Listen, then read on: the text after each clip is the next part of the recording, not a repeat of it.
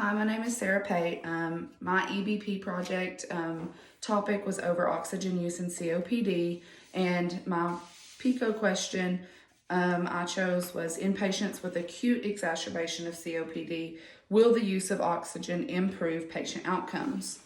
The methods I used to find my articles, I went through the UTA libraries and used the UTA databases to search my articles, and then I used two filters. One filter was peer-reviewed articles, and then they had to be published within the last 5 years. So I found 3 peer-reviewed articles posted in the last 5 years, one on Springer Link, one on the American Association of Respiratory Care, and one on the NCBI website.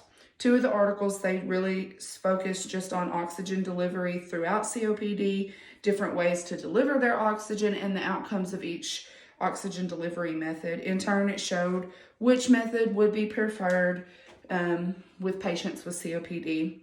The last article that I showed, I'm going to talk about, it went over the importance of oxygen titrations with patients that actually do have COPD and how to properly do so. My tables and figures right here, this first one, it just talks about patients that were given oxygen greater than 28%. FiO2 showed higher incidence of hypercarbia and hyperoxemia.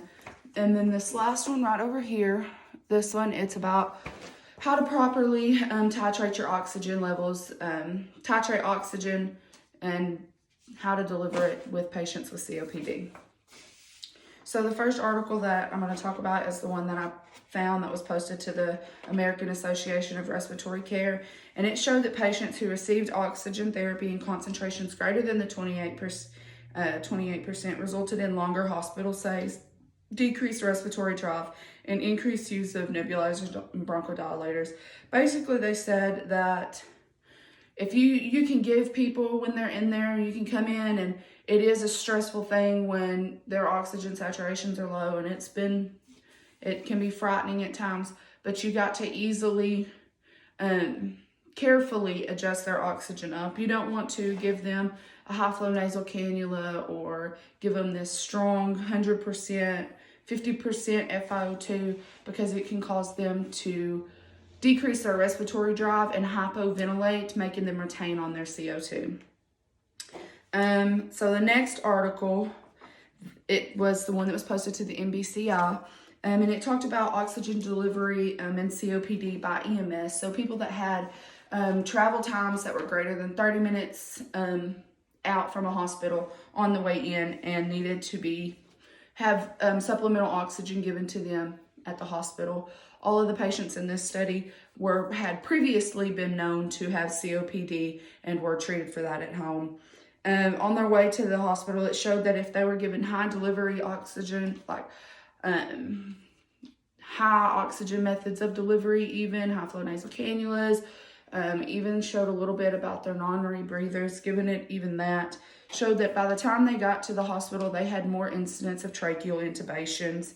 It also showed oxygen when it was abruptly removed from those patients as well. Instead of they were just weaned down, since they were so overly oxygenated, that it would cause a rebound effect, and it would cause hypercapnia and low arterial oxygen levels. It showed that patients receiving oxygen by nasal cannula and face mask, a simple face mask, while maintaining oxygen levels between 82 and 92%, showed 78% reductions in mortality rates and decreased episodes of acidosis and hypercapnia. The last article talks about the importance of oxygen titration to maintain SpO2 between 82 and 92%. So that was their whole main focus, was in patients with COPD, how to maintain those oxygen levels and how to titrate their oxygen properly. And that's what that one image and diagram that I had placed on there earlier. But it also showed if you over-oxygenate these people and they maintain an oxygen saturation of 95% or above, they were over-oxygenated and had a higher incidence of intubation and acidosis. So in conclusion, what I've realized was that basically any patient with COPD that I have, or patients in general with the COPD exacerbation, I need to maintain their oxygen saturation of 88 to 92%, and I need to go by delivery methods of either a nasal cannula or a simple face mask. I tried to need to maintain or set a goal at going no higher than a 28% delivery method, because those patients have a higher incidence of acidosis, hypercarbia, and hyperoxemia.